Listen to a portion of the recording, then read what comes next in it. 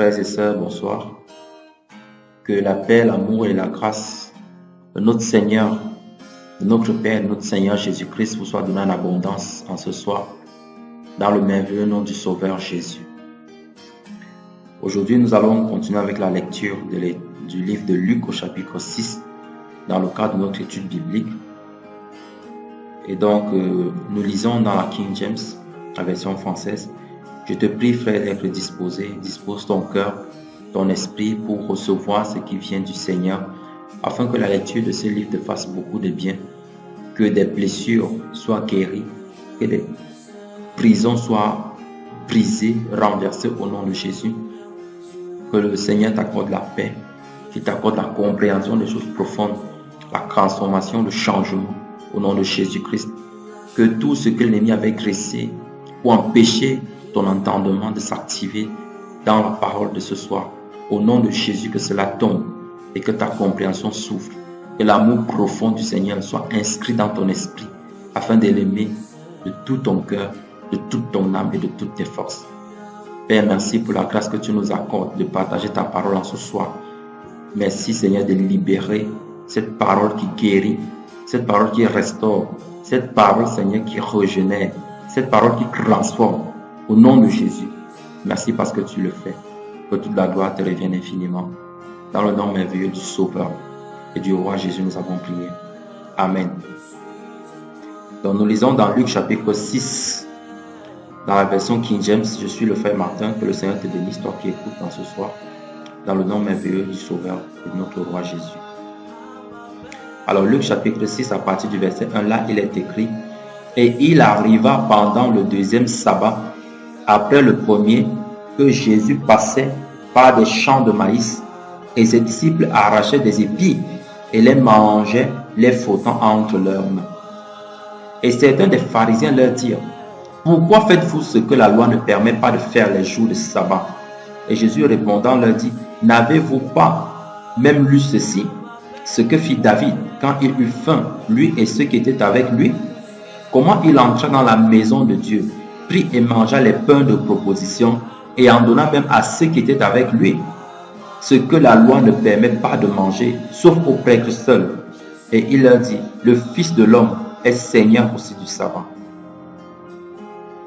Et il arriva aussi un autre jour de sabbat, qu'il entra dans la synagogue et qu'il enseignait. Et il y avait là un homme dont la main droite était sèche. Et les scribes et les pharisiens l'observaient, s'il guérirait le jour du sabbat, afin qu'il puisse trouver un sujet d'accusation contre lui. Mais il connaissait leurs pensées et il dit à l'homme qui avait la main sèche: Lève-toi et tiens-toi debout au milieu. Il se leva, se tint debout. Alors Jésus leur dit: Je vous demanderai une chose. Est-ce que la loi permet les jours de sabbat de faire du bien ou de faire du mal, de sauver une vie ou de la laisser périr? Et regardant tous ceux qui étaient autour de lui, il dit à l'homme: Étends ta main. Il le fit et sa main fut rendue saine comme l'autre.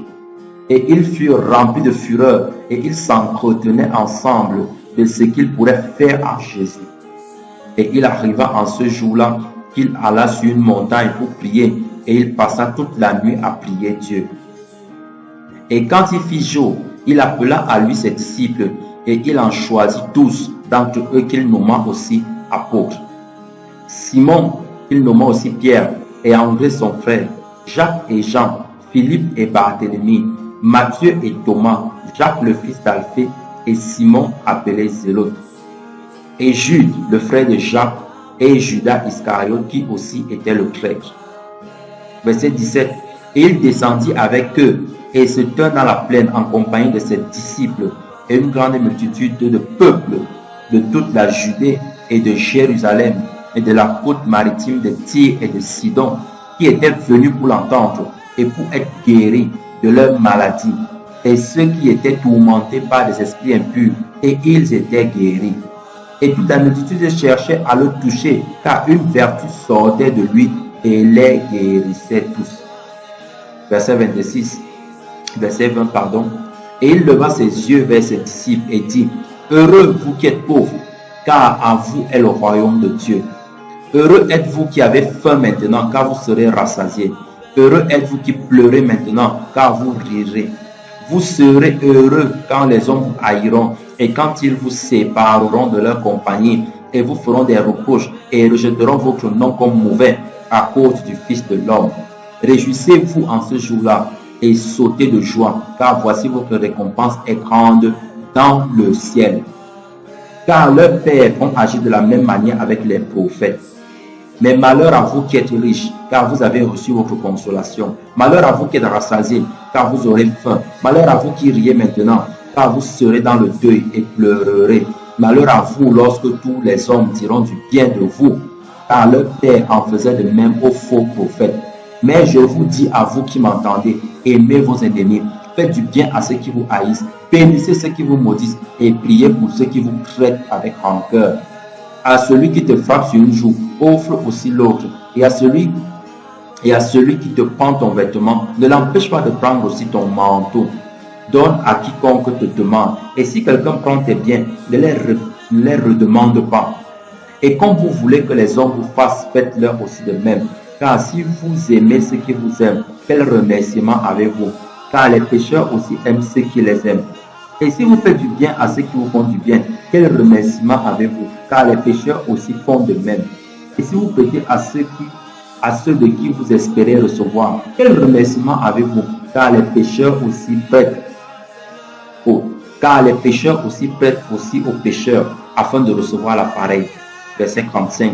Mais aimez vos ennemis, faites du bien et prêtez sans rien espérer, et votre récompense sera grande, et vous serez les enfants du Très-Haut, car il est bon envers les ingrats et les méchants. Soyez donc miséricordieux comme votre Père aussi est miséricordieux. Ne jugez pas et vous ne serez pas jugés. Ne condamnez pas et vous ne serez pas condamnés. Pardonnez et vous serez pardonnés. Donnez et vous sera donné. On vous donnera dans votre sein une bonne mesure, pressée et secouée, et qui débordera. Car de la même mesure que vous mesurerez, on vous mesurera en retour. Et il leur disait une parabole. Un aveugle peut-il conduire un aveugle? Ne tomberont-ils pas tous deux dans le fossé? Le disciple n'est pas au-dessus de son maître, mais tout disciple qui se perfectionne sera comme son maître. Et pourquoi regardes-tu la paille qui est dans l'œil de ton frère et tu ne t'aperçois pas de la poutre qui est dans ton propre œil? Ou comment peux-tu dire à ton frère, frère, laisse-moi ôter la paille qui est dans ton œil, quand toi-même ne vois pas la poutre qui est dans ton propre œil?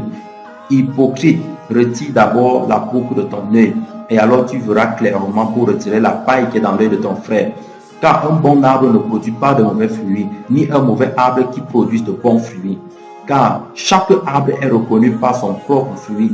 On ne cueille pas des figues sur des épines, et l'on ne recueille pas des raisins sur un buisson.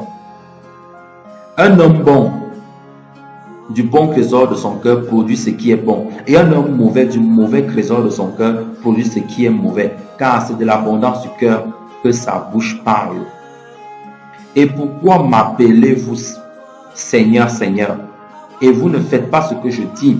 Quiconque vient à moi et entend mes discours et les met en pratique, je vous montrerai à quoi il est semblable. Verset 48.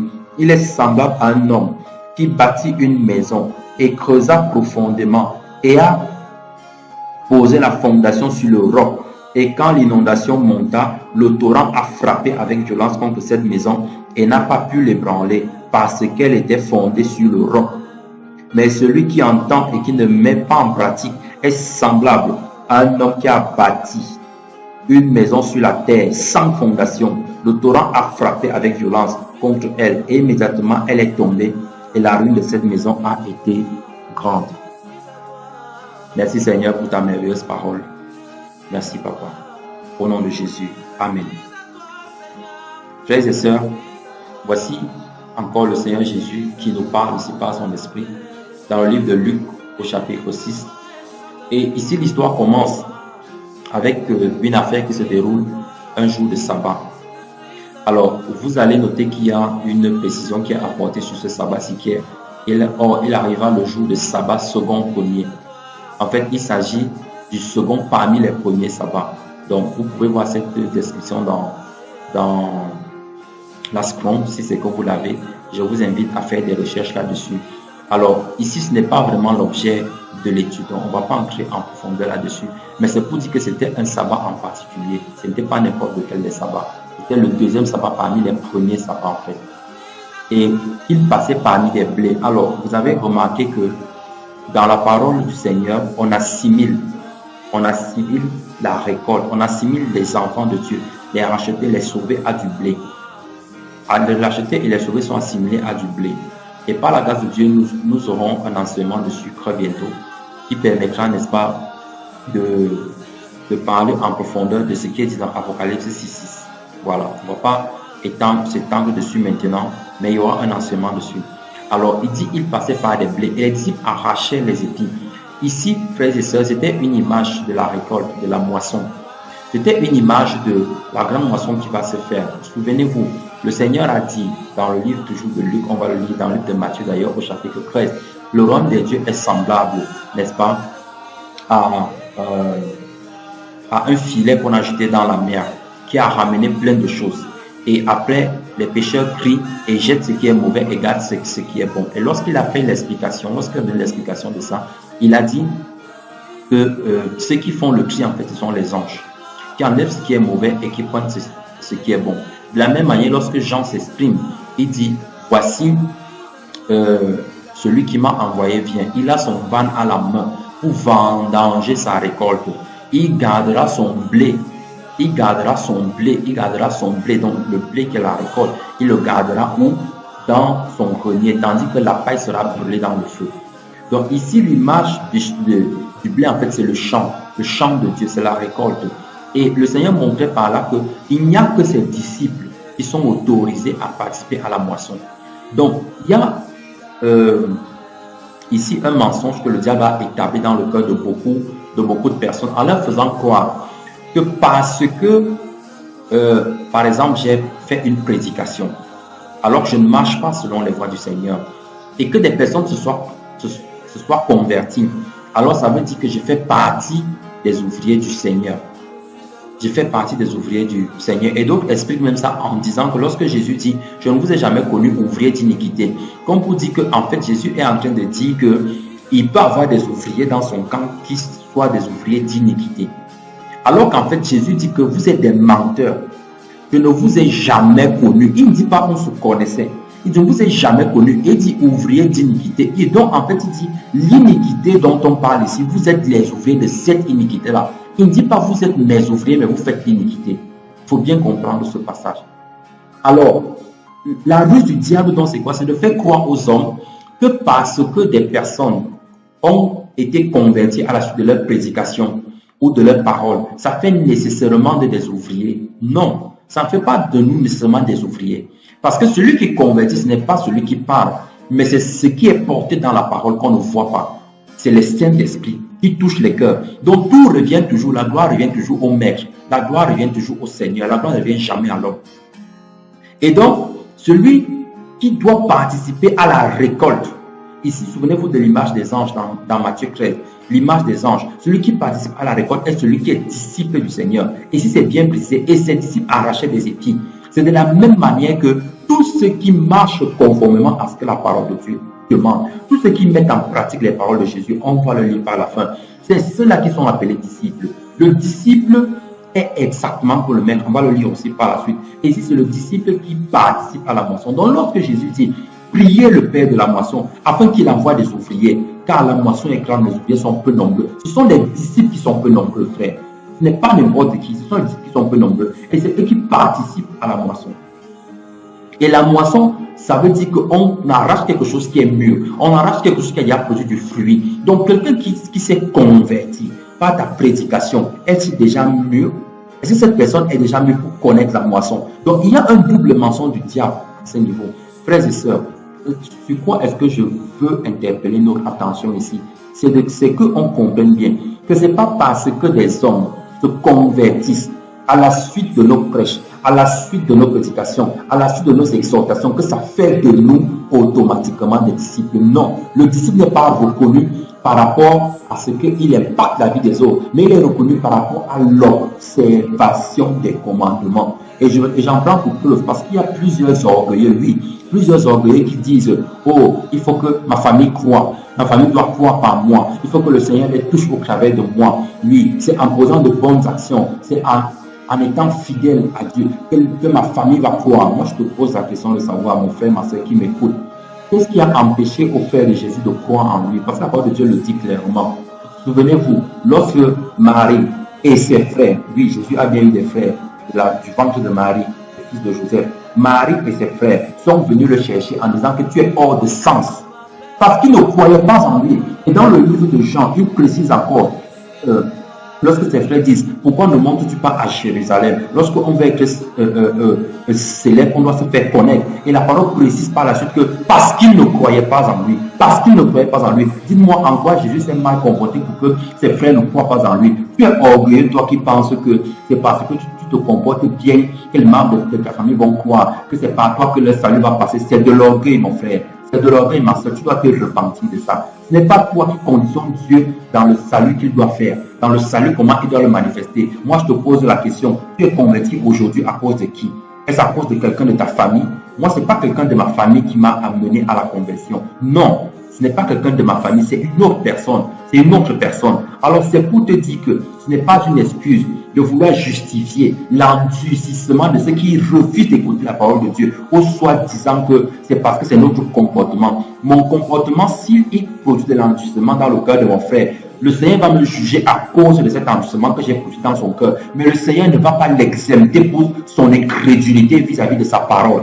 Parce que la parole demeure, c'est sur elle qu'on prend appui. Donc vous qui restez dans cet orgueil-là, qui pensez que les personnes dans les familles ne se convertissent pas à cause du mauvais caractère d'autres personnes, vous êtes dans l'erreur. Parce que ici, les frères de Jésus ne sont pas convertis, pas parce que Jésus avait un mauvais caractère. Il a tout manifesté de la divinité, mais ils étaient incrédules du fait qu'ils sortaient du même ventre qu'eux. C'est de ça que naissait leur incrédulité. Et c'est de ça que naissent des incrédulités dans les familles, qui font qu'aujourd'hui, les familles ne puissent pas accepter le ministère de ceux qui sont sortis du même ventre qu'eux. Mais mon frère, ma soeur, ce n'est pas une justification. Ce n'est pas à nous de nous ériger en tant que les sauveurs et les David. Et c'est un évangile mensonger. Il dit que tu es le David de ta famille. C'est par toi que le salut doit passer. Le salut passe par Christ et par Christ seul. Nous sommes des instruments. On n'a jamais félicité un piano après que l'artiste ait fini de jouer. Parce que ce n'est pas le piano qu'on doit féliciter. Le piano n'est qu'un instrument. On félicite toujours l'artiste. Et l'artiste ici, le musicien ici, c'est Jésus. Et nous sommes juste ces instruments. Donc, en étant ces instruments, on fait comme il veut, on va où il veut. Et c'est en cela qu'on reconnaît qu'on est ici. Alléluia. Donc, mes frères, mes bien-aimés dans le Seigneur, contente-toi, contentez-vous de marcher comme la parole de Dieu veut.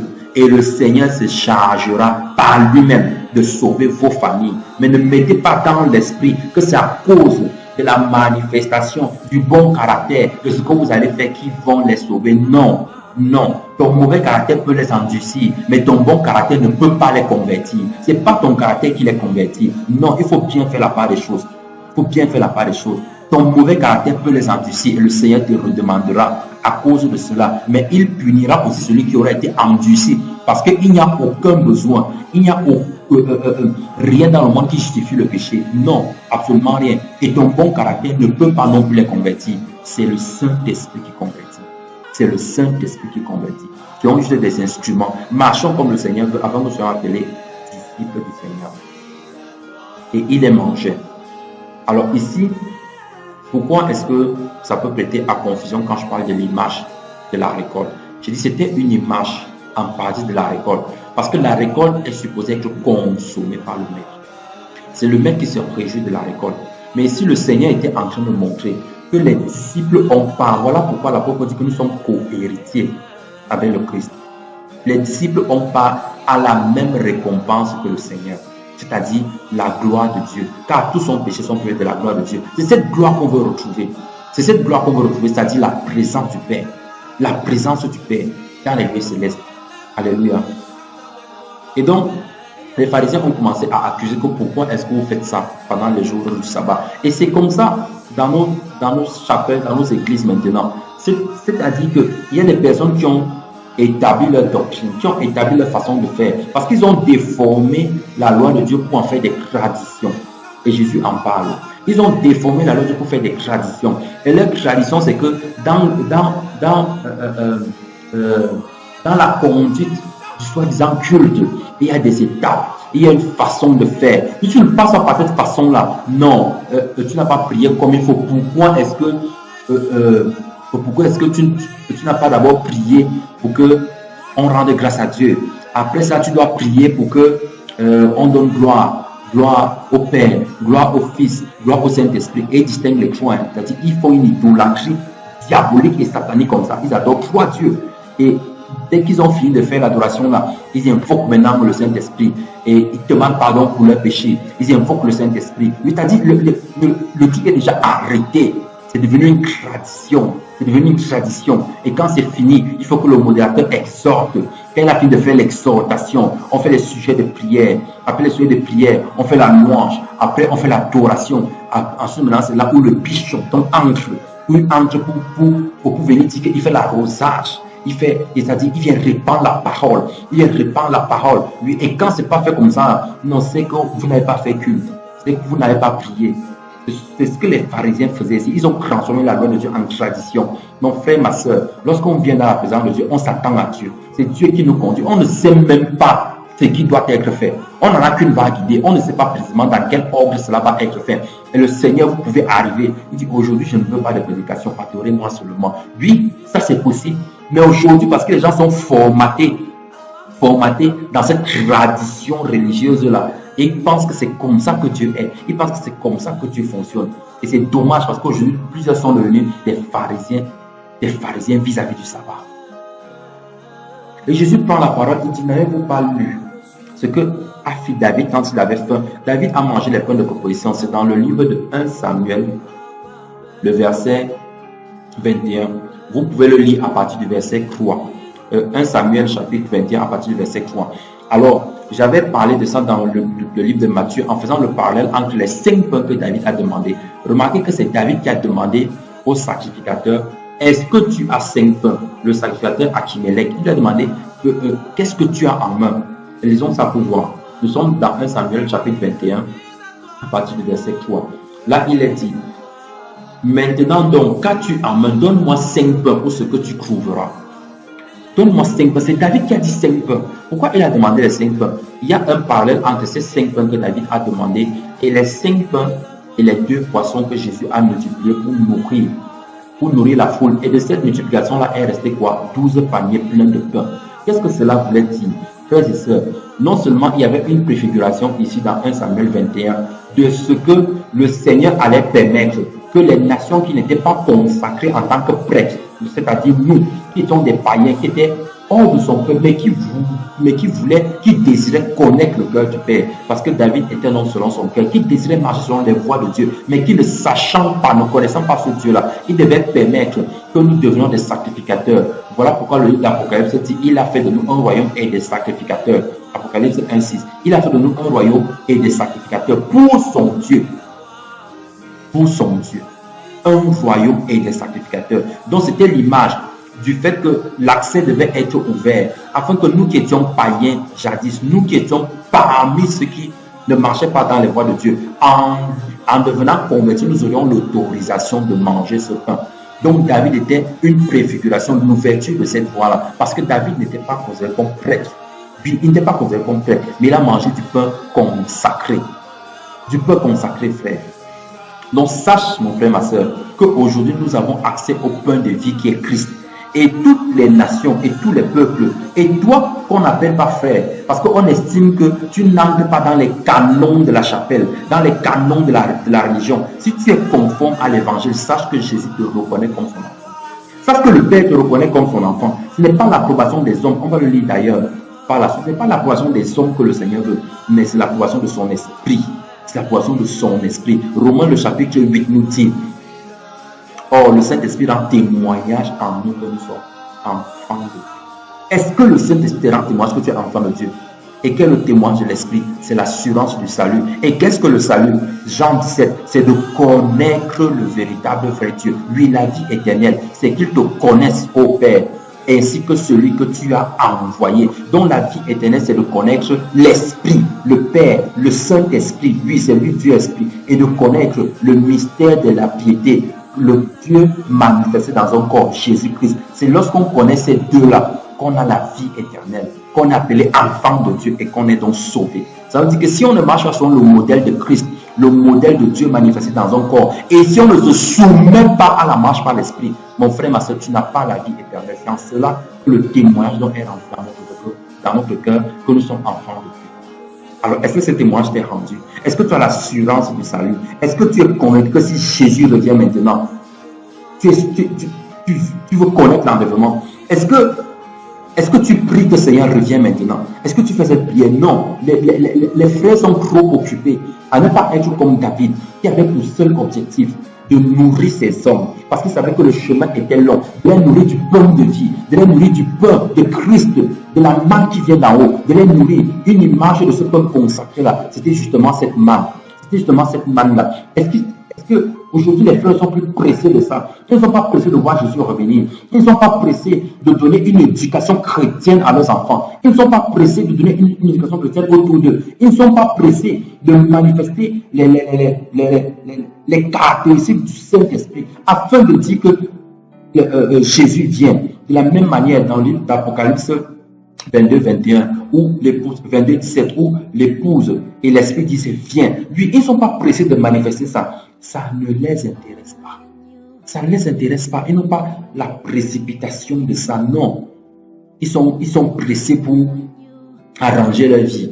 Ils sont pressés parce que on leur a dit you are born to shine. Tu es né pour briller. Honte et scandale sur vous. C'est cet évangile que Jésus nous a laissé. Est-ce cet évangile-là? Et on met ça sur les statuts chaque jour. Je suis né pour briller. Briller dans quoi? Dans le péché. Briller dans quoi? Jésus a brillé dans quoi? Dites-moi mes frères, en quoi est-ce que Jésus a brillé? La brillance dont vous parlez là, en prenant appui dans Matthieu 6, vous êtes le sel de la terre et la lumière du monde. Regardez dans quoi est-ce que le Seigneur a décrit le sel de la terre et la lumière du monde. La lumière du monde, là, c'est le Christ lui-même. Qu'est-ce que le Christ a manifesté? La définition de lumière selon le monde, est-ce la même définition de lumière selon Christ?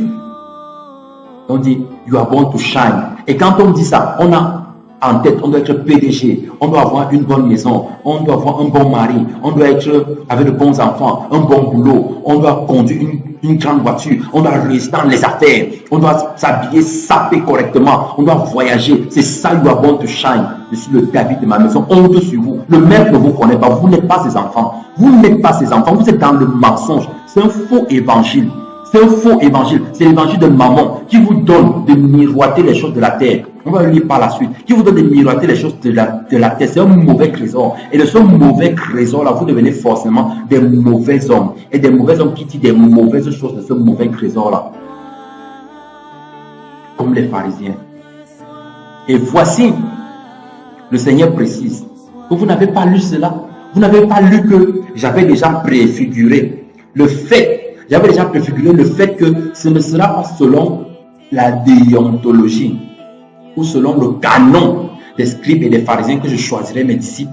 Ce ne sera pas selon ce canon-là. Ce ne sera pas selon ça. Et aujourd'hui, il y a un canon religieux des hommes pour identifier les disciples de Christ.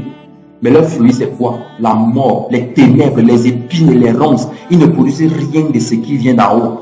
Mais ils disent que c'est eux qui sont les représentants de Dieu. C'est eux l'église du Christ. Vous serez surpris au dernier jour, frère. Si tu continues dans ça, tu seras surpris. Sors de cela. Le Christ leur parlait donc en leur disant que sachez donc que David a mangé des pains consacrés.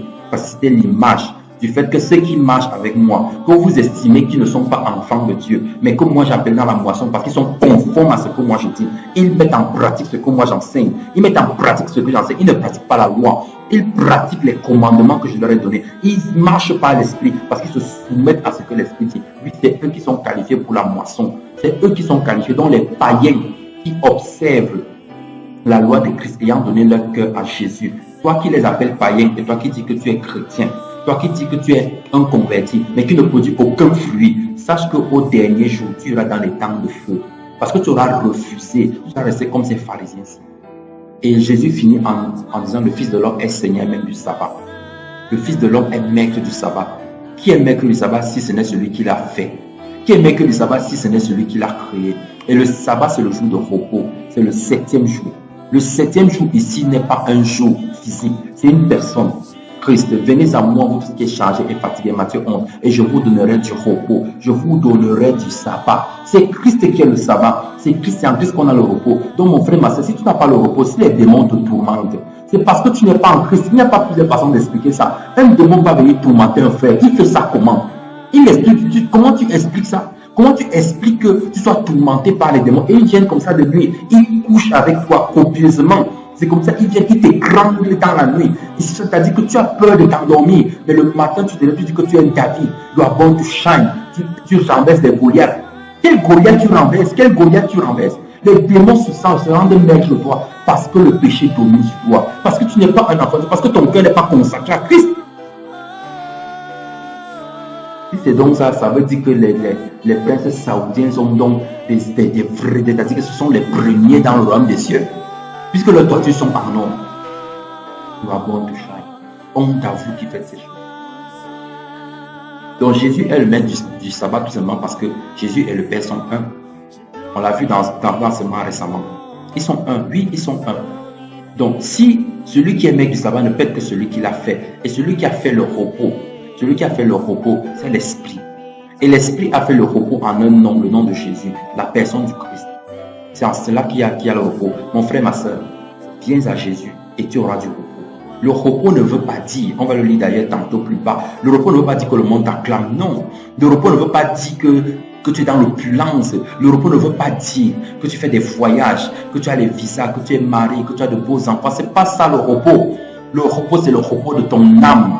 C'est ton âme qui ne craint pas le jugement. C'est lorsque on dit, demain tu vas mourir, tu n'es pas inquiet. Tu n'es pas inquiété parce que tu sais où tu vas. C'est toi qui désires même la rencontre. Tu dis que Seigneur, je veux que tu viennes me prendre. Seigneur, viens enlever l'église. Convertis mes frères qui sont encore dans le péché. Arrache-les, que les barrières qui sont levées, que les forteresses qui sont levées contre leur conversion, donc au nom de Jésus-Christ, afin qu'ils soient arrachés de la puissance du péché. Tu te connais, toi, le véritable frère Dieu, et celui que tu as envoyé, le Fils de l'homme, tu te connais, afin qu'ils soient sauvés. C'est la prière d'un croyant, voilà le repos.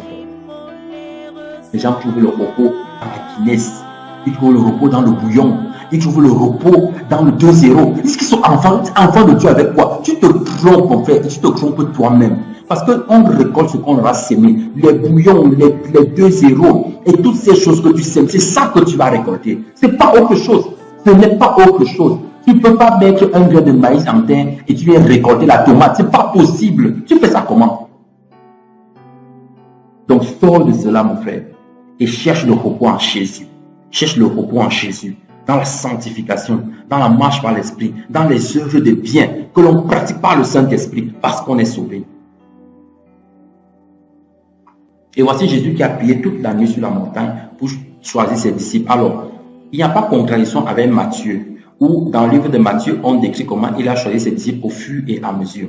Comprenez bien, dans le livre de Matthieu, on décrit la sélection des disciples dans le tas, pour ensuite les identifier nom après nom, pour dire que voici ceux qui ont été les disciples de Christ. Donc effectivement, beaucoup de disciples marchaient derrière Jésus-Christ. Vous pouvez d'ailleurs le voir, on va le voir dans Luc 9, à partir du verset 22, en descendant, lorsque Jésus se retourna et qu'il dit que celui qui veut venir après moi, qui renonce à lui-même, qui se charge de sa croix chaque jour et qu'il me suive. Alors, on dit qu'il y a beaucoup de disciples qui ont abandonné et qui sont restés les 12. Alors ici, ce qu'il faut comprendre, c'est que la sélection des 12 dans le tas des disciples s'est faite après une nuit de prière.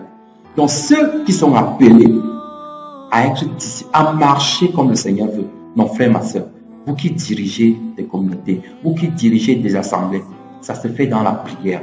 Et on n'est plus dans la loi, où on fonctionne avec un système pyramidal, où c'est ce que Moïse reçoit sur la montagne qu'il vient donner. Non, on n'est plus dans ça. Quand tu veux faire ce genre de choses, identifie des frères sérieux que le Seigneur te met à cœur et dis frère, prions ensemble, que le Seigneur te mette de joie, que peut-être le Seigneur peut me dire que toi ne prie pas, laisse le frère, un autre frère prier. Et aujourd'hui, beaucoup de leaders, ils s'asseyent là, ça dit que si, il dit que Dieu lui parle à lui tout seul. C'est à lui que Dieu parle. Dieu ne te parle pas à toi. Il va te parler. Donc, il ne peut pas venir demander conseil chez toi. C'est l'orgueil, mon frère.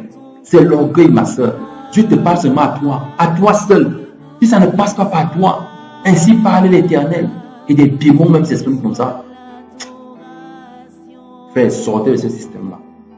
C'est la loi. On ne pratique plus la loi. Non. La loi a été abolie, mes frères et sœurs. Allons lire un peu dans le livre de Galates.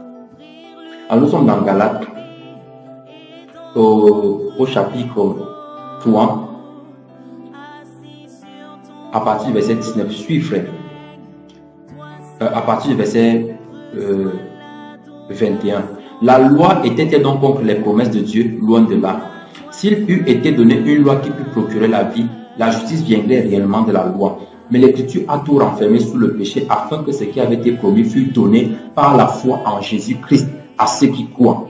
Avant que la foi vînt, nous étions enfermés sous la garde de la loi en vue de la foi qui devait être révélée. La loi était un pédagogue. Ainsi, la loi a été comme un pédagogue pour nous conduire à Christ, afin que nous fussions justifiés par la foi. Frère, la loi nous conduit seulement à Christ. Donc, lorsque le Seigneur disait que tu honoreras le 7e jour, tu le feras comme ça, c'était pour nous amener jusqu'à Jésus, afin que nous qui n'étions pas capables d'obéir naturellement à Dieu, il fallait des interdictions qui devaient nous encadrer pour nous amener jusqu'à celui qui nous donnerait de connaître l'amour de Dieu. Donc aujourd'hui, quelqu'un qui dit qu'il se lève pour aller au culte le dimanche, parce que on a dit au moins le 7e jour, encore que le 7e jour c'est tous les jours, parce qu'on porte du fruit tous les jours. Il dit qu'il parle comme ça, parce qu'on a établi ça comme ça. Frère, tu es dans la loi, tu es dans la malédiction. Celui qui pratique, tu es dans la malédiction. Il faut lire tout Galates pour que tu comprennes bien ce que je dis. Celui qui est dans la malédiction, parce que la loi nous connaît seulement jusqu'à Christ. Aujourd'hui, on ne le fait pas parce qu'on est dans une tradition. On le fait par amour. C'est pour cela que tous les jours sont le sabbat. Tous les jours sont les jours de repos. Je produis le même fruit. C'est ce que Christ attend de nous. Sinon, c'est l'image du figuier qu'il a maudit. Parce qu'il a dit, il est venu demander le fruit au figuier, alors que celui-ci, ce n'était pas la période. La période ici correspond à ce que les hommes ont arrêté en termes de choses pour faire le bien ou le mal, pour produire du fruit pour Dieu. C'est le dimanche que tu es chrétien. Samedi soir, tu es dans la boîte de nuit. Le Seigneur va venir te demander le fruit pendant que tu seras en train de danser ton Lady Ponce là et les marchés. C'est là qu'il va te demander le fruit. Il va te demander à ce moment-là. Comme il n'y aura pas, il va dire que plus personne ne mangera de ton fruit. Tu vas sécher. Ça veut dire que tu iras en enfer, le bois sec. Mon frère, ne pratiquons plus la loi. Sortons de ces choses. C'est vrai qu'il y a toute une compréhension divine qui est liée derrière la grâce. On ne peut pas en parler aujourd'hui parce que ce n'est pas le sujet. Mais la loi consiste à juger les choses de l'extérieur. Tandis que la grâce consiste à mettre foi en la marche par l'esprit. Et la marche par l'esprit n'est pas contraire à la loi. C'est ce que l'apôtre Paul dit ici, au verset 21. La loi n'est pas contre les promesses de Dieu. Non, la loi n'est pas contre les promesses de Dieu. Mais la foi vient accomplir les promesses de Dieu. Alléluia. Donc, frères et sœurs, sortez du trafic de la loi. Donc, Jésus a choisi ses 12 appels à prière. Comme pour dire que le système pyramidal, là, ça doit cesser, mes frères et sœurs. Dans les assemblées, si on ne t'écoute pas, il n'y a pas de problème. Tu n'es pas là pour t'imposer. Mais sache que le Seigneur ne vient pas pour parler à un seul. Vous pouvez lire ça dans le livre d'Hébreux. Le Seigneur qui, après avoir de multiples reprises, qui nous a parlé par des prophètes, s'est adressé à nous dans ces derniers temps par le Fils. Et le Fils, comment le Fils parle? Le Fils te parle, il me parle. Si tu as une prophétie pour moi, le Fils me confirme à moi et te donne la prophétie. C'est comme ça que le Fils parle. Mais avant, quand les prophètes parlaient, avant que ce ne soit le Fils, les prophètes venaient et te disaient, toi tu n'étais pas informé parce que la communion n'était pas établie avec tous les hommes. Donc aujourd'hui, vous qui dites que vous recevez les prophéties, le Seigneur doit vous confirmer ça d'abord. Il doit vous le dire à vous. On ne doit pas venir te dire une fois dans la prophétie et tu es surpris. Comme tu n'as rien entendu. C'est pas le Fils ne parle pas comme ça. Regardez Ananias et Paul. Le Seigneur dit à Paul que va attendre, je vais envoyer quelqu'un prier pour toi. Et il dit à Ananias que va prier pour lui. Il est en train de t'attendre. Quand tu vas prier, ses yeux vont s'ouvrir. Il décrit même ce qui va arriver. C'est ça la prophétie. Selon le Fils, dans la grâce maintenant. Et c'est pour ça que beaucoup de chrétiens se font arnaquer, se font tromper. Parce qu'ils ne comprennent pas que le Fils, il parle en dualité. Il s'adresse à A, il s'adresse à B. Afin que lorsque A vient te dire que tu confirmes la prophétie. Mais des personnes qui n'ont jamais confirmé la prophétie, ils viennent seulement dire que, oh, prophétie. Mes frères, nous cherchons la communion avec le Saint-Esprit. Voilà Jésus qui commence à rendre un ministère ici. Alors, Jésus commence à rendre un ministère ici. dans la synagogue. Il dit, est-il permis de faire du bien ou du mal? Mon frère, ma soeur, il y a quelque chose de particulier qu'il faut souligner ici.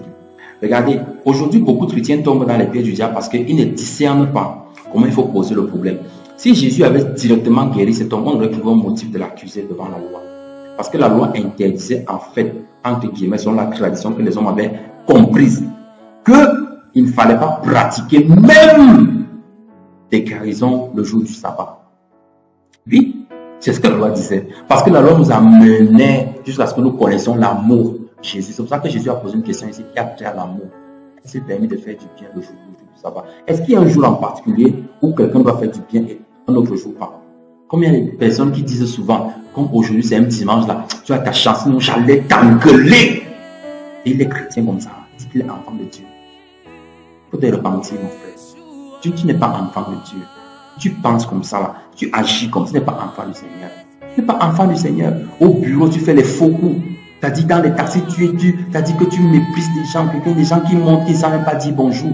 À leur frère, quelqu'un qui est assis à côté, il ne peut pas dire bonjour. Il ne sait pas dire bonjour. Quelqu'un, tu vois les gens sous la pluie, comme il faut que tu sois très bien assis. Tu dis que non, moi, on ne me bâche pas. Si tu veux, je paye les 2 places. C'est l'orgueil, mon frère. Laisse qu'on te bâche. Celui qui est sous la pluie là, c'est l'enfant du cochon. Donc lui doit rester là. Ou des frères qui roulent seuls dans leur voiture. Toutes les places sont vides. Les véhicules levés, ils passent sous la pluie. On dit, ouais, les frères, ils passent quand même. Mais Jésus a posé ici l'amour. Le bien se fait tous les jours, mon frère, même le jour du sabbat. Mais c'est ce que la loi ne peut pas nous expliquer. Parce que justement, la loi était juste un pédagogue. Nous avons dit marcher comme ça, marcher comme ça, marcher comme ça. Mais aujourd'hui, par l'amour de Jésus-Christ, on marche différemment. C'est pour cela que lorsque quelqu'un fait quelque chose de répréhensible, on ne juge pas la personne, mais on juge les œuvres. Oui, mais dans la loi, on jugeait la personne, on ne jugeait pas les œuvres. La loi jugeait la personne. Et quand je dis ne jugez pas, il dit ne jugez pas la personne.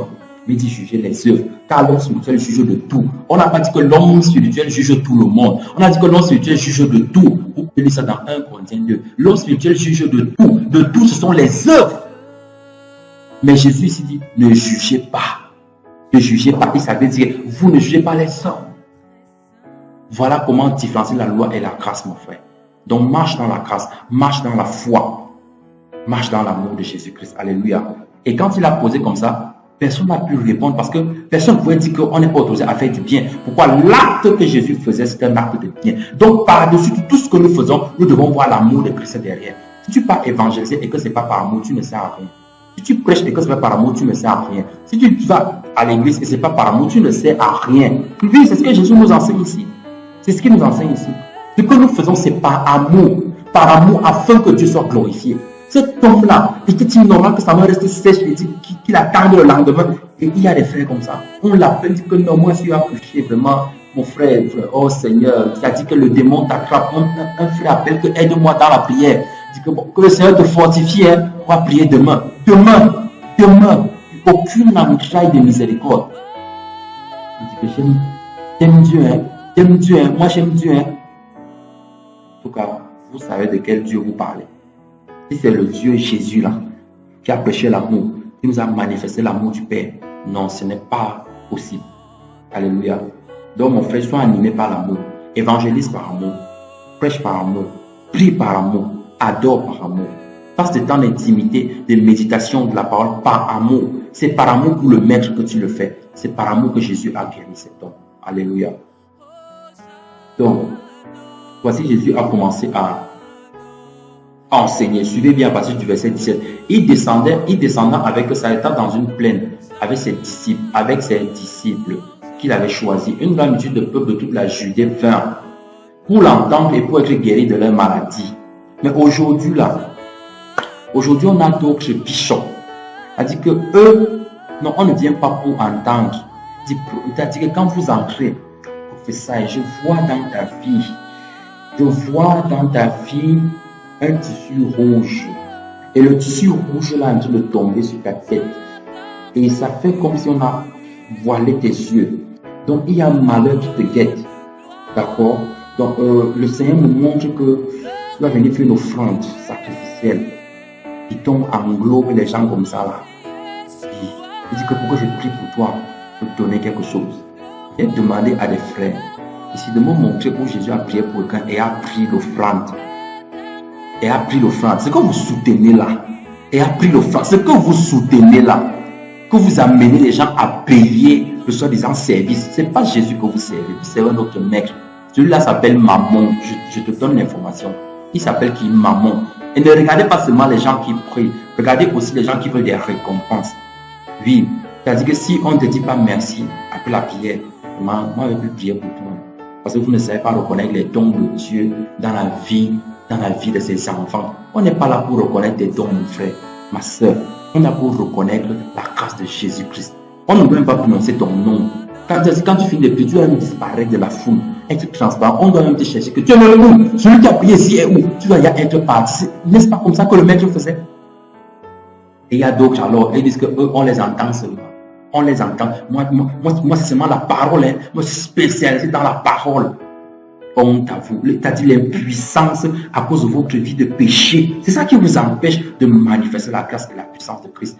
Jésus enseignait et il guérissait. Il enseignait et il faisait. L'évangile, c'est d'enseigner. C'est d'entendre la parole et de la mettre en pratique.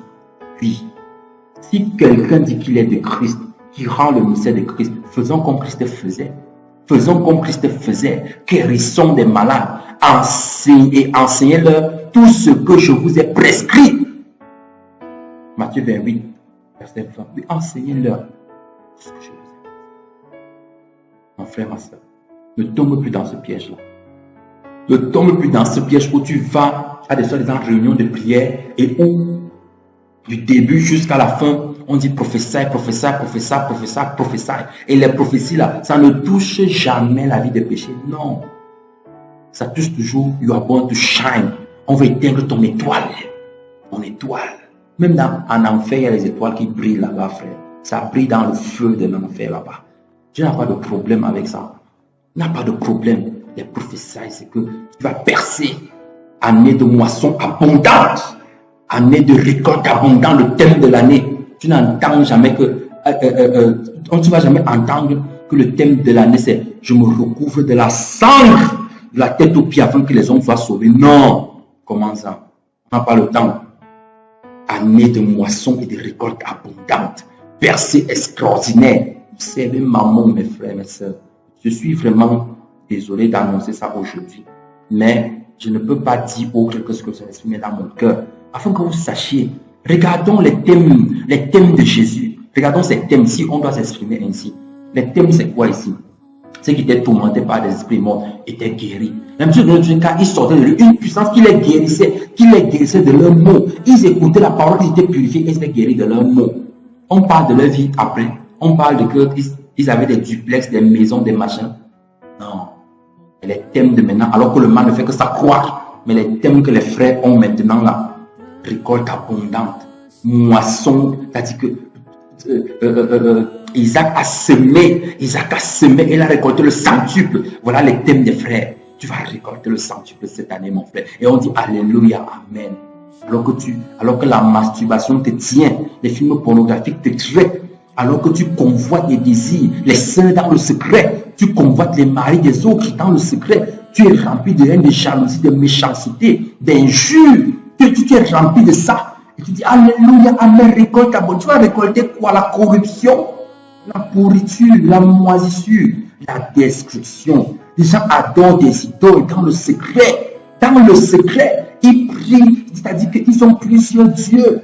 Le Dieu Facebook, le Dieu WhatsApp, le Dieu Instagram. Et ils font le suivi, le followers. C'est-à-dire que ça s'appelle les suiveurs. C'est-à-dire qu'il est là avec les suiveurs. Puis le suiveur lui-même en enfer. Il est là tranquille. Les followers, il gère tous ses comptes. Il doit répondre à tous ses messages. Mais même un verset biblique qu'il n'a pas lu de la journée. Il dit que je suis enfant de Dieu, année de moisson abondante. Et à longueur de journée, statut, WhatsApp, photo, on prend le verset biblique, on met en bas. Tu te trompes toi-même, mon frère. Tu te trompes. Si tu veux mettre le verset biblique, mets la croix. Pourquoi on doit voir ton image? Le taux de publicité chrétien, entre guillemets, on met un verset là en bas. L'Éternel, mon berger, je ne manquerai de rien. You are born to shine. Mes frères, mes sœurs, voilà le modèle que Jésus nous a laissé. le modèle qu'il nous a laissé, c'est que par l'action de l'esprit, la parole est prêchée afin que les hommes sortent du péché.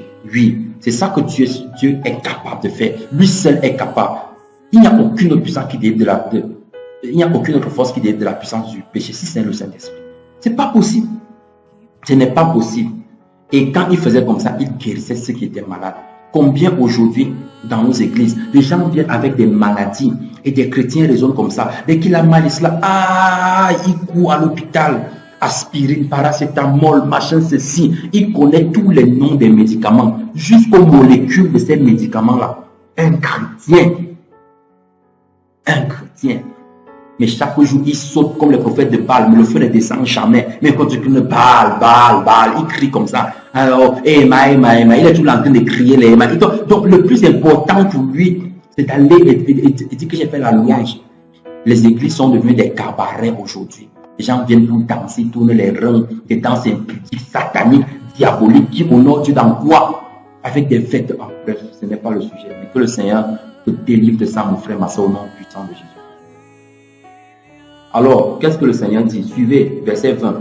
Alors, tournant les yeux vers ses disciples, il leur disait, vous êtes bien heureux, vous pauvres. Suivez tout ce qui s'est dit par la suite. Là, il a dit à ses disciples, relisons. Alors, tournant les yeux vers ses disciples, il s'adressait à ses disciples.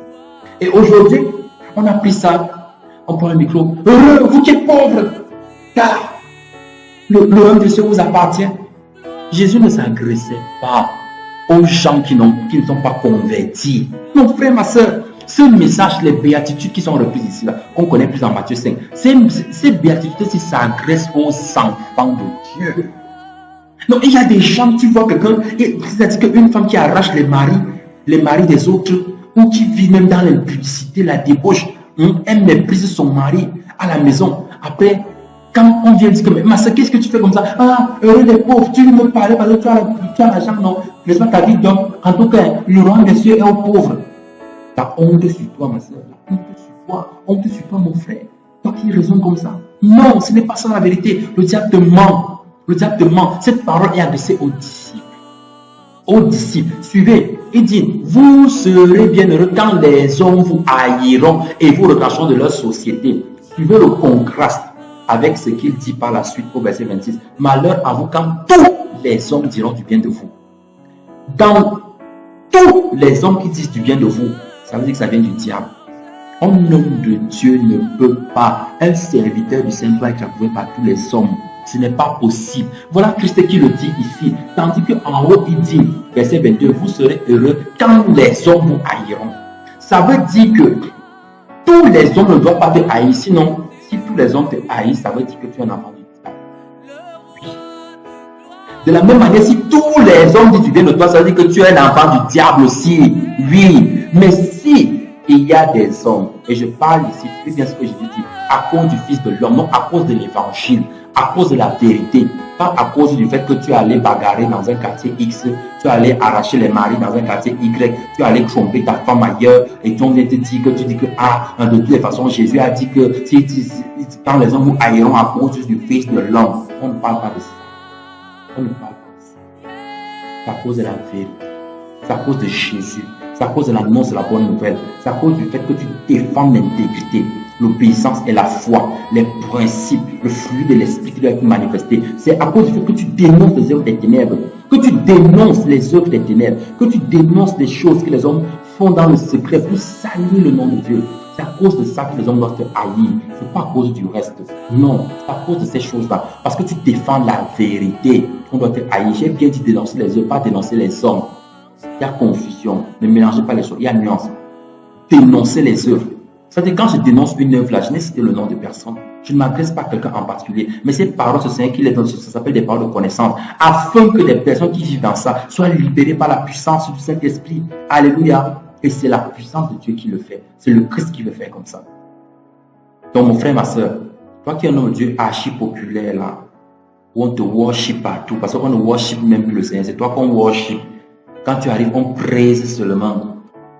On praise seulement. Maintenant, nous allons accueillir l'homme de Dieu, le daddy, le puissant, celui qui a fait son doctorat là-bas. Il est comme ça. Acclamons-le. Frère, c'est de ça que Jésus parle ici. Ne vois pas le tout là en termes de personnes. Non. Regarde quel est le traitement que tu subis, quel est le traitement que tu reçois. Il y a des soi-disant serviteurs de Dieu, quand ils entrent, la salle fait silence. Jusqu'à ce qu'ils s'asseyent. On commence à bouger. Parce qu'ils sont plus que le président. Alors que le disciple accompli est comme le maître. Il est comme qui? Le maître. Le maître. Donc mon frère, ma soeur, réjouis-toi quand tu es outragé à cause du nom de Jésus. Je ne parle pas aux gens, et j'ai expliqué ça dans le livre de Matthieu, je ne parle pas aux personnes qui se cachent derrière la foi pour commettre des gaffes dans leur maison, pour mépriser les parents, pour désobéir, pour ne pas faire les travaux, pour ne pas se soumettre à l'autorité des parents et dire que aujourd'hui moi je suis sauvé, hein. Moi j'appartiens plus à la famille charnelle, moi j'appartiens à la famille de Dieu. Frère, tu es dans l'erreur si tu penses comme ça. C'est pas ça être outragé à cause du nom de Jésus, non. C'est être outragé à cause des bonnes œuvres de Christ. Donc on ne doit pas déceler en toi le mépris, on ne doit pas déceler en toi la méchanceté, la jalousie, la colère, la haine et toutes les œuvres citées dans Galates chapitre 5 à partir du verset 17.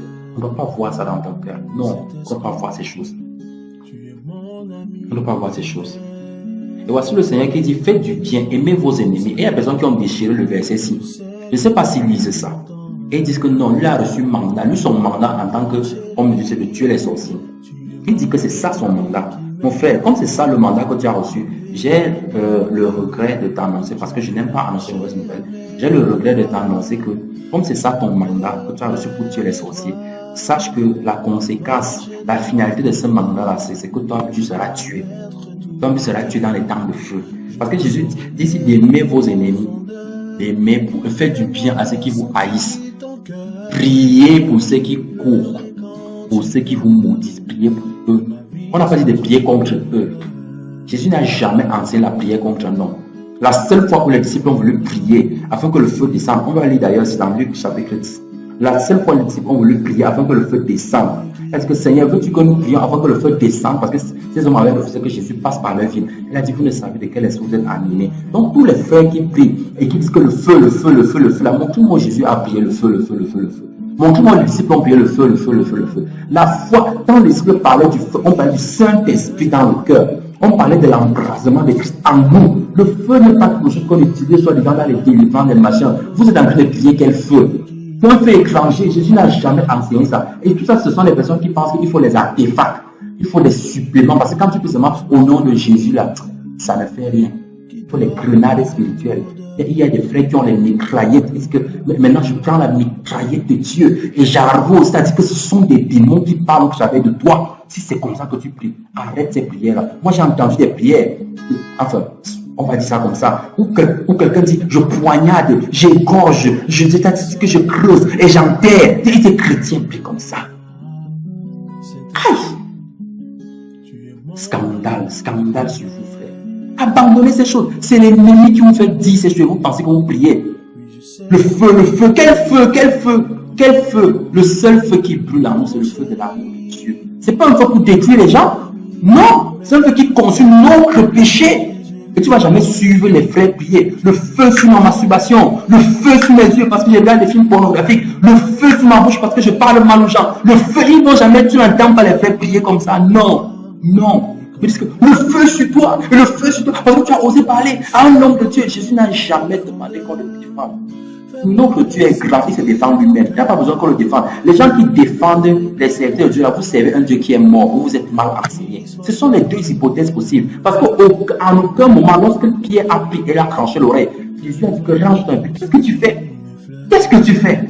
Jésus n'a jamais demandé qu'on le défende. Mais aujourd'hui, il y a des frères qui sont tellement zélés. Ils défendent l'image de l'homme de Dieu. On ne salit pas mon pasteur, hein. On ne le salit pas, hein. Alors qu'on a sali le maître. On doit donc salir qui? On doit salir les païens. Non, on doit même, c'est même eux qu'on doit même salir pour qu'ils se rendent justement dignes de la vocation céleste.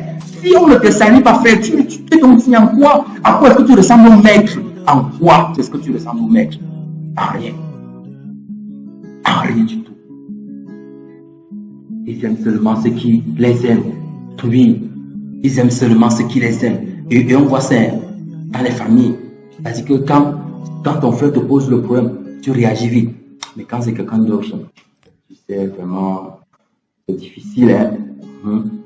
dans les soi-disant communautés. Ah, sister! Ah, mon frère! Bisous!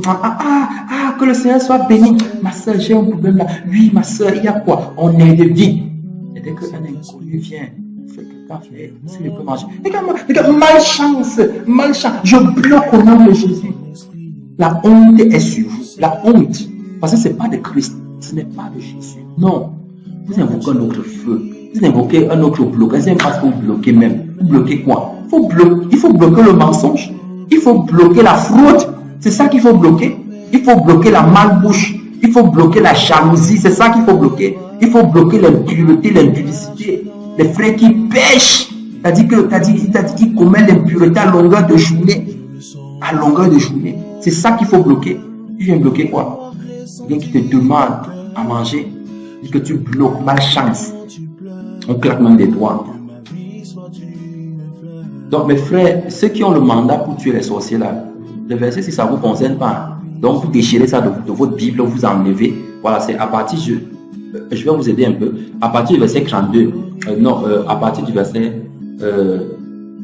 voilà, à partir du verset 27, voilà. Donc vous enlevez, vous déchirez toute la partie de Luc 6, là, à partir du verset 27. Là, vous n'aurez pas de condamnation.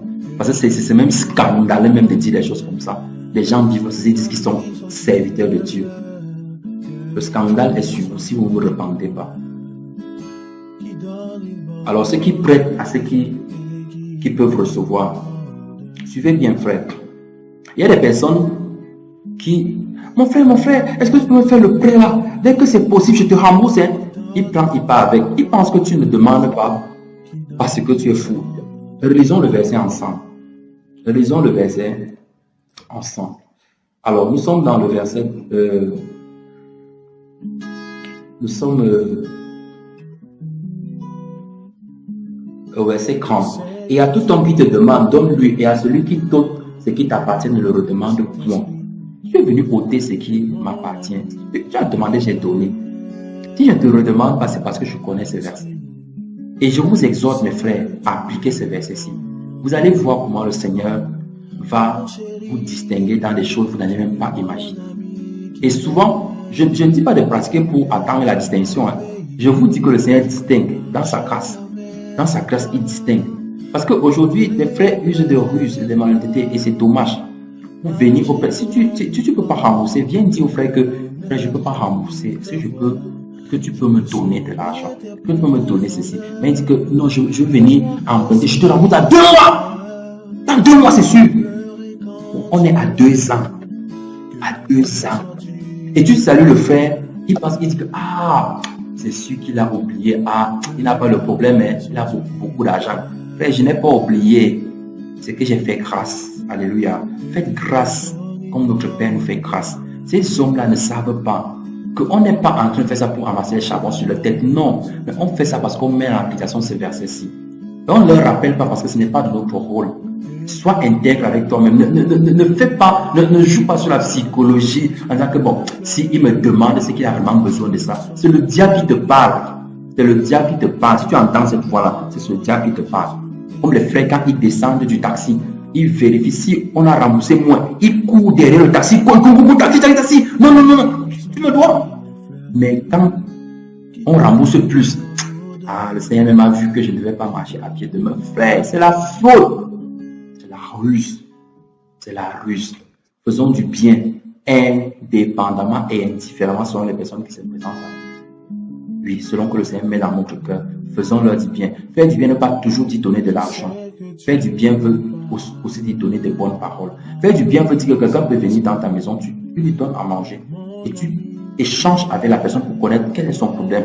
Lui donner une exhortation. Oui, c'est aussi ça, faire du bien. Faire du bien, c'est prendre le temps aussi d'écouter les autres. Faire du bien, c'est ne pas seulement avoir les regards sur sa propre vie. J'ai mes projets, j'ai mes ceci, j'ai mes cela. C'est pas ça, c'est l'ennemi qui parle. Faire du bien, c'est avoir du temps pour les autres. C'est prier pour les autres. C'est prier pour les autres. Pas prier contre les autres, prier pour les autres. Prier pour les autres. Alléluia. Donc le Seigneur nous demande d'être miséricordieux comme notre Père est miséricordieux, parce que de la même mesure qu'on aura mesuré, on nous mesurera aussi. Qu'est-ce que ça veut dire? Quelle que soit la mesure qu'on utilise, la mesure sera bien, elle sera bien remplie, pressée, entassée jusqu'à aller par-dessus. C'est ce que Jésus dit ici. Donc, si tu utilises une mauvaise mesure, une mesure de méchanceté, sache que c'est la même mesure de méchanceté qu'on va utiliser, on va bien casser, on va bien la remplir. Si tu as utilisé une mesure de bonté, c'est la bonté aussi qu'on va bien casser et remplir. Donc, nous avons intérêt à utiliser la bonne mesure parce que quelle que soit la mesure qu'on va utiliser, on va bien la remplir et c'est pareillement qu'on sera mesuré. C'est pour ça que je dis, faisons miséricorde. Faire miséricorde ici ne veut pas dire qu'on ferme les yeux sur le péché, non. Faire miséricorde ici veut dire qu'on n'est pas là pour condamner la personne, mais on est là pour exhorter la personne en dénonçant les œuvres des ténèbres. Comme mon frère, la débauche n'est pas bien.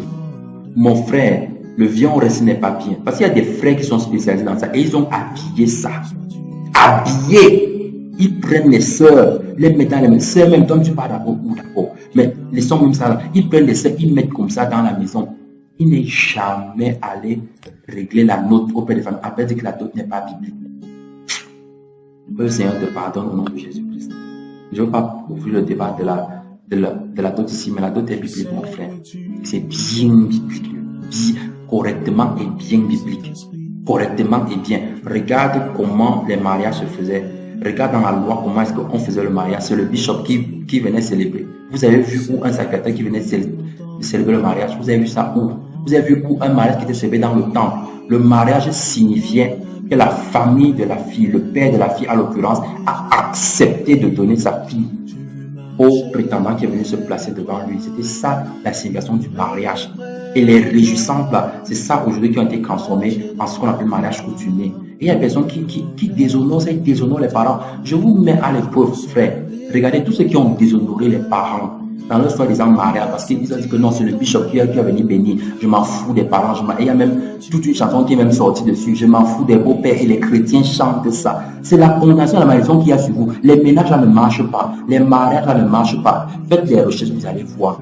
Pas jusqu'à ce qu'ils se répandent. Tant que vous êtes dans cette histoire-là, que vous ne repentez pas, ça ne va pas marcher. Donc, tu as fait les mains, les pieds. Tu es en train de lutter contre Dieu. Tu luttes contre Dieu parce que tu n'as pas honoré. Tu n'as pas marché dans les voies que tu devais marcher. Tu as acquis une chose malhonnêtement. À quel dame, les biens mal acquis qui ne profitent pas. Les biens mal acquis ne profitent pas. Tu as acquis des choses malhonnêtement. Tu les as acquises malhonnêtement. Donc, tu avais la sœur de Christ, tu es malhonnête. Donc, Dieu est contre toi. Parce que tu n'as pas observé les règles. Tu n'as pas marché comme le Seigneur a pensé qu'on doit marcher pour accueillir une femme. Tu vas aller voir les parents de la sœur. Tu dis que je veux prendre votre fille. Je désire prendre votre fille. Et les parents vont te dire ce que tu dois faire. Et par rapport à cela, le Seigneur va t'éclairer afin que tu viennes à marcher dans les voies qui sont droites sans tomber dans les pièges de l'ennemi, qu'il crève dans ses coutumes et dans ces choses-là. Et tu dois honorer ça. Tu dois le faire comme ça. Tu dois le faire comme ça. Parce que tu pars t'asseoir chez toi, tu manges, tu bois, tu dis que tu es marié. Tu es marié devant qui? Le maire, c'est pas le maire qui vous marie devant Dieu. Non, ce n'est pas le maire, frère. Enfin, c'était une parenthèse. Pour ceux qui ont des questions dessus, on peut se voir.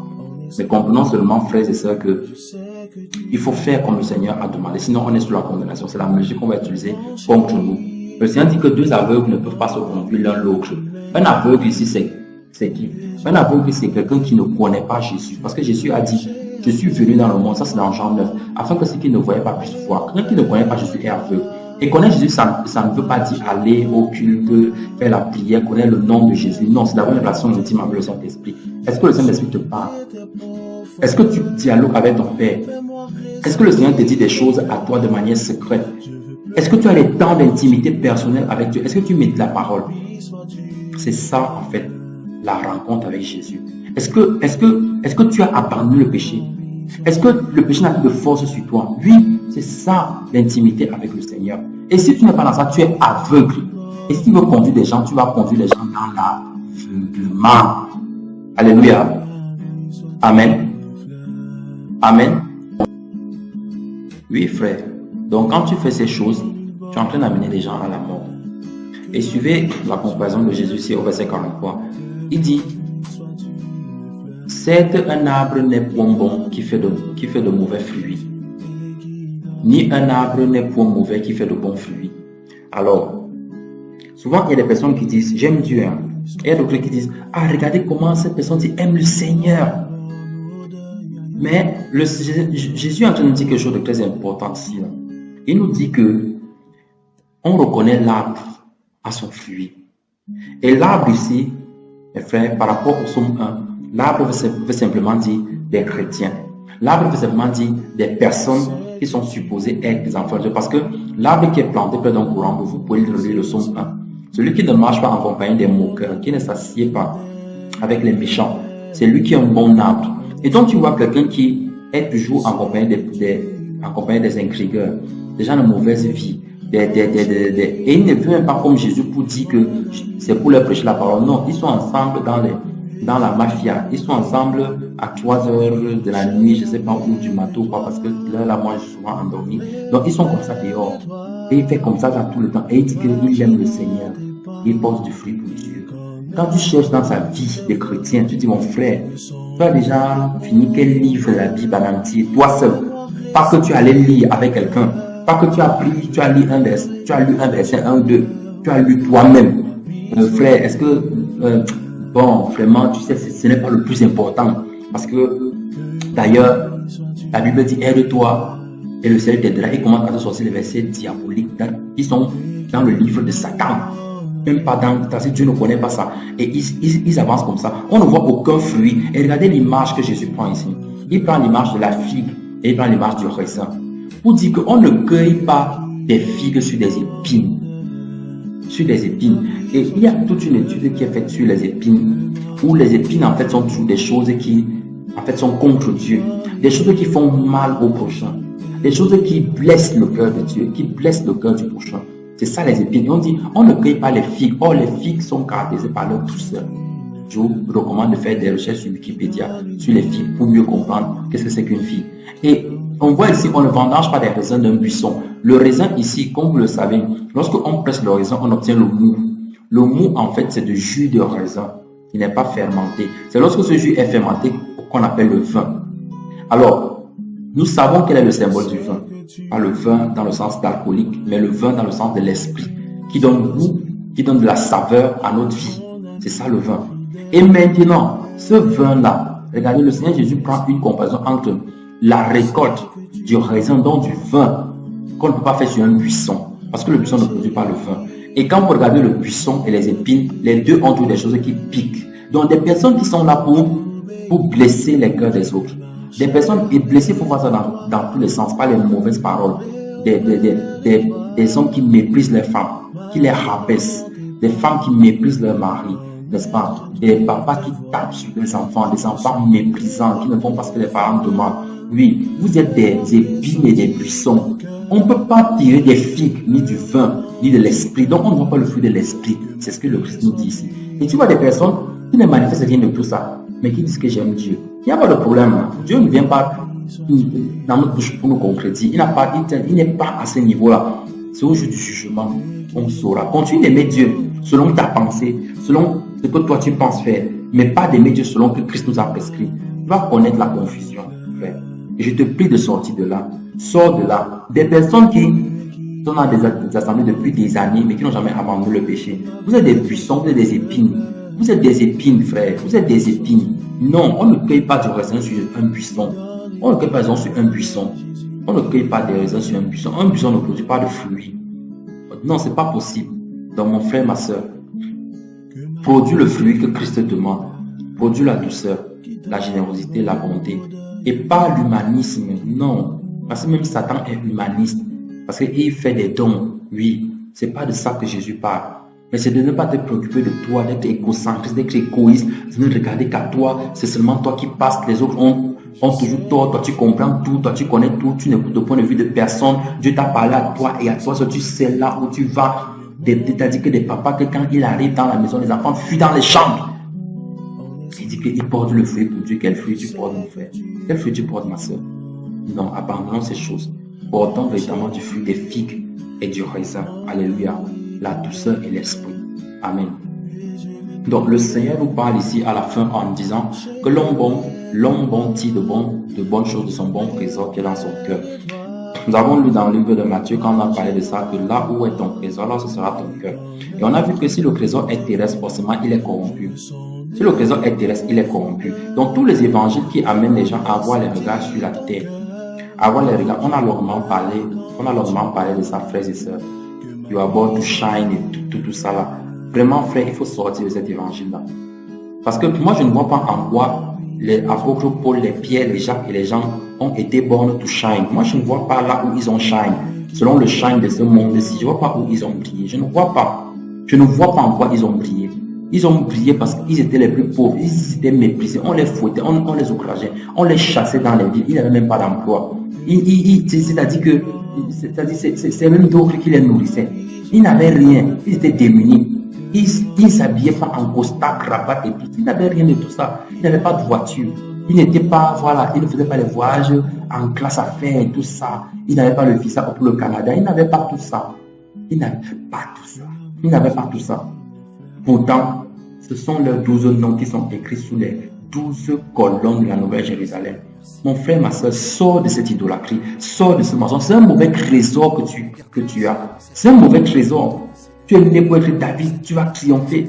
Tu n'es pas né pour être zéro, tu es un héros. C'est un mauvais trésor que tu as. Tu es héros de quoi? Héros de la foi, héros que tu as dérivé, que tu as chassé des esprits impurs. Mais tu nous donnes le témoignage, qu'on sache de quel héros tu es, quel genre d'héros tu es. Mais si tu es héros parce que tu as changé, tu es passé de Lamborghini à la Ferrari, que tu as le visa pour le Canada, après c'est pour le Québec, je ne sais même pas si c'est dans le même pays ou tout ça, je ne sais même pas.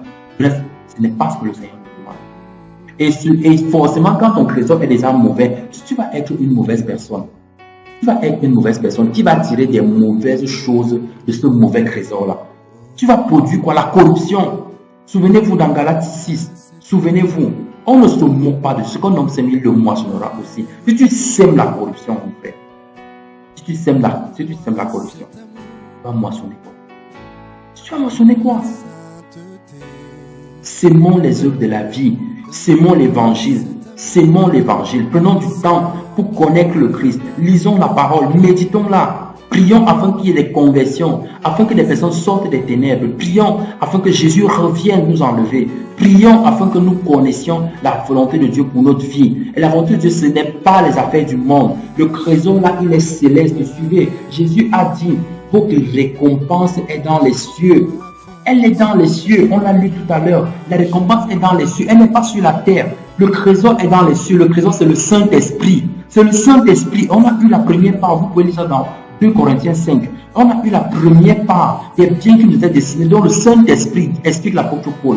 C'est ça le trésor de Dieu.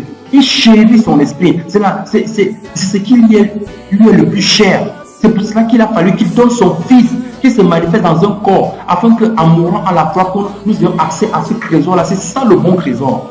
Mon frère, ma soeur, c'est le Saint-Esprit. Et le Saint-Esprit nous a dit dans l'humilité, dans les choses qui sont humbles. Voilà pourquoi l'apôtre dit, laissez-vous attirer par les choses qui sont humbles. Ayez les mêmes sentiments qui étaient en Jésus-Christ. En Jésus-Christ, lequel étant sous la forme de Dieu, sous la forme humaine, n'a pas regardé son égalité avec Dieu comme une proie. Donc il n'a pas regardé que je suis légal, donc je peux faire ce que je veux. Non, il s'est soumis, étant dans le corps, pour nous donner un exemple. C'est ce que l'apôtre veut nous dire. Laissons-nous attirer par les choses humbles. Pas les choses humbles. Les choses humbles ne veulent pas dire la médiocrité. Les choses humbles veulent dire que je n'ai pas la folie des grandeurs. Les choses humbles veulent dire que je ne pense pas qu'à moi. Moi, mon ventre, mes enfants, ma famille, ma maison. Je ne pense qu'à mes projets, qu'à mes choses. Non. Les choses humbles, c'est de faire l'œuvre de Christ. C'est de se donner pour le Seigneur. C'est de prendre du temps pour prier pour que les gens soient convertis. C'est de prier pour les missionnaires qui meurent dans des pays où on les outrage, où on tire sur eux parce qu'ils veulent annoncer la bonne nouvelle. C'est de prier afin que l'évangile se répande. C'est de prier afin qu'il y ait des conversions, que les gens abandonnent le péché, que le roi de chrétien recule. N'est-ce pas? C'est de prier afin que le faux, la corruption, ces choses-là, que ça disparaisse. C'est de prier afin qu'au milieu des frères, qu'on ne trouve pas de pareilles choses. C'est de prier afin que les frères soient intègres, qu'ils ne résistent pas à la tentation, que le Seigneur pourvoie pour leur bien, que le Seigneur pourvoie afin que l'évangile croisse, que le Seigneur pourvoie pour leur vie missionnaire, que le Seigneur suscite des ouvriers, que le Seigneur appelle à la repentance plusieurs. C'est ça, mon frère, et que ce n'est pas les choses humbles. C'est ça le bon Christ. Il n'y a que le Saint-Esprit qui veut produire ça. Voilà pourquoi il dit, Jésus dit, il tirera des bonnes choses de son bon trésor. Il tirera ces bonnes choses, le Saint-Esprit, le bon trésor va amener cette visite dans notre cœur. Tu n'as pas cette visite, c'est parce que tu n'as pas l'esprit. C'est parce que le feu de l'esprit ne brûle pas en toi. Et ma prière aujourd'hui, c'est que le feu de l'esprit brûle en toi au nom de Jésus-Christ. Que le feu de l'esprit brûle en toi. Que tu cesses d'être un religieux. Que tu cesses d'être un frère parmi les frères. Que tu sois un enfant de Dieu. Un fils du royaume qui désire le cœur du Père, qui désire connaître son cœur. Marcher dans la vérité et dans la lumière, annonçant la bonne nouvelle. sur tes statuts WhatsApp, au lieu de te filmer comment tu manges, comment tu as mis quelle coiffure, comment tu es sur ton poste de travail, comment tu es bon, tu shine et tout ça là. Ce sont les désirs du mauvais trésor. Filme, mets des versets bibliques, mets des cantiques, amène à méditer la parole, partage des exhortations que tu as eu à faire. Lui, c'est à ça, laissez-vous attirer par les choses qui sont humbles, c'est ça qui est humble. Et donc, on ne peut tirer ça que si on a le Saint-Esprit. Et le Seigneur dit, des personnes qui viennent à lui, suivez bien ce qu'il dit. Je vous montrerai à partir de ces 47 à qui est semblable celui qui vient à moi, qui entend mes paroles et les met en pratique. Ça veut dire que c'est celui qui met en pratique qui bâtit sur le roc. Or, nous savons que le roc, le rocher des âges, le rocher sur lequel les Israélites ont vu dans le désert, qui est un rocher spirituel. L'apôtre nous l'explique clairement dans le livre d'Hébreux, au chapitre 3, que ce rocher-là, c'est le Christ. Le Christ. Donc, celui qui écoute les paroles et qui les met en pratique, c'est lui qui est bâti sur le rocher. Donc, de l'extérieur, les gens vont voir la maison et c'est ça. Ceux qui ne mettent pas en pratique, qui écoutent, vous écoutez depuis les prédications, les titres et tout ça, vous ne mettez pas en pratique. Vous avez bâti sur du sable. Et le sable, c'est que de l'extérieur, on voit la maison, on dit, ah, de toute façon, ils sont tous chrétiens. Non, quand l'eau viendra, les torrents là, ce n'est pas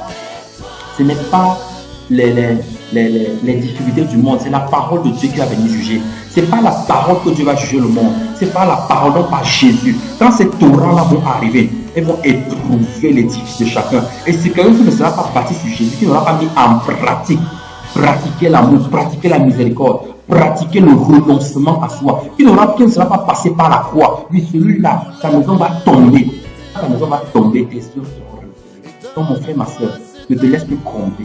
Ne te laisse plus mentir par les démons et par le diable qui veulent t'embrigader dans une religiosité où on dit que le plus important, c'est le nombre d'heures de prière que tu fais. Le plus important, c'est que Dieu voit ton cœur.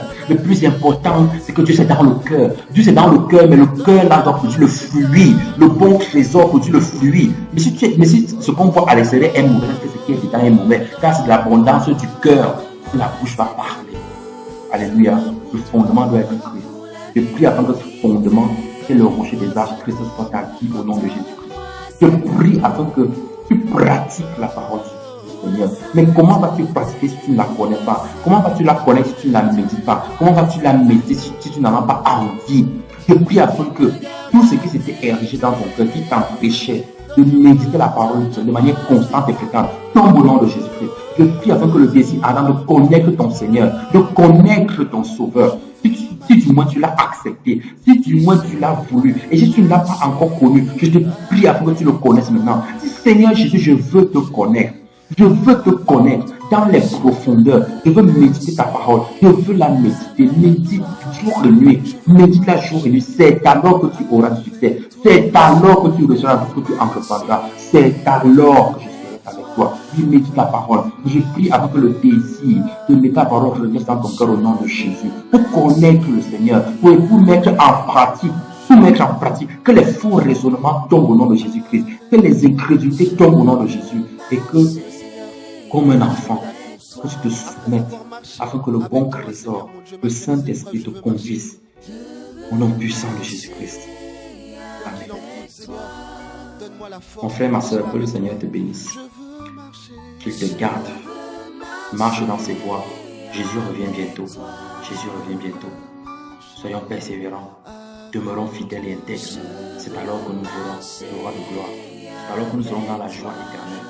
Que le Seigneur te bénisse, toi qui as écouté. C'est une biblique dans ce soir, au nom de Jésus. Amen.